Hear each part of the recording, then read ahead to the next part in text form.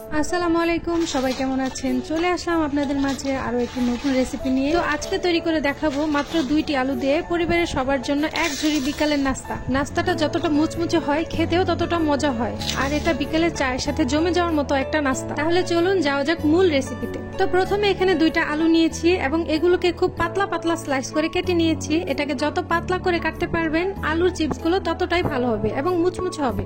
কেটে রাখা আলুগুলো একটা সাইডে রেখে একটা বাটিতে নিয়ে নেব কিছুটা বেসনের অর্ধেক পরিমাণ চালের গুঁড়া, গরম মশলার গুঁড়া, লবণ, হলুদের গুঁড়া, মরিচের গুঁড়া ও ধনিয়ার গুঁড়া। এখন শুকনো উপকরণগুলো একটা মিক্সারের সাহায্যে মিক্স করে নেব।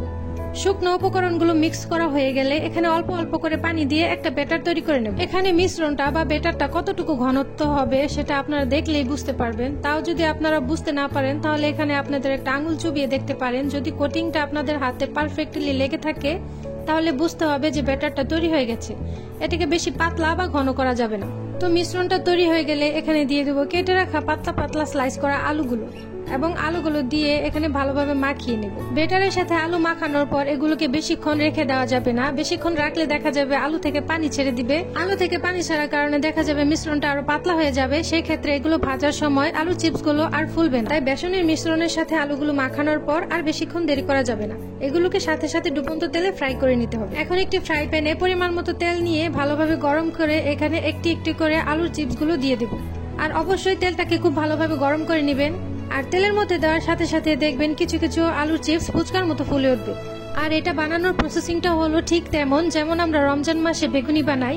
বেগুনি বানানোর জন্য বেসনের মিশ্রণটা যেভাবে বানাই ঠিক সেভাবে এখানে বেসনের মিশ্রণটা বানানো হয়েছে। তো দেখতেই পাচ্ছেন এখানে চিপসগুলো খুব ভালোভাবে ভাজা হয়ে গিয়েছে আর এগুলোর মধ্যে একটা সুন্দর গোল্ডেন কালার চলে এসেছে। এখন এগুলোকে তেল ছড়িয়ে একটা বাটিতে উঠিয়ে রাখবো এবং সেম প্রসেসে বাকি চিপসগুলো ভেজে নেব।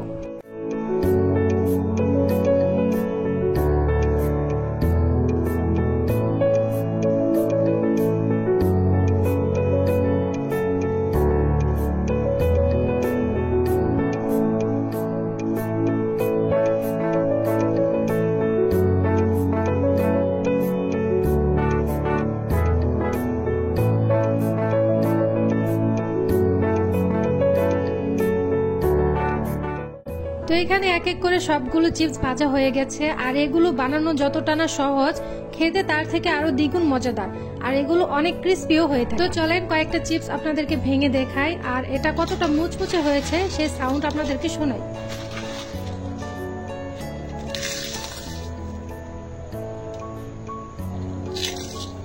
তো তৈরি হয়ে গেল মাত্র 2টি আলু দিয়ে পরিবারের সবার জন্য এক ঝুড়ি বিকালের নাস্তা। যারা বিকালের চায়ের সাথে এটা ওটা খেতে পছন্দ করেন বা মুচমুচে কিছু খেতে পছন্দ করেন তাদের জন্য পারফেক্ট একটা নাস্তা। রেসিপিটা ভালো লেগে থাকলে অবশ্যই লাইক কমেন্ট শেয়ার করবেন। আর আপনি যদি ইউটিউব থেকে দেখে থাকেন তাহলে আমার চ্যানেলটা সাবস্ক্রাইব করে রাখবেন। আর যদি ফেসবুক থেকে দেখে থাকেন তাহলে আমার পেজটা ফলো দিবেন। ধন্যবাদ।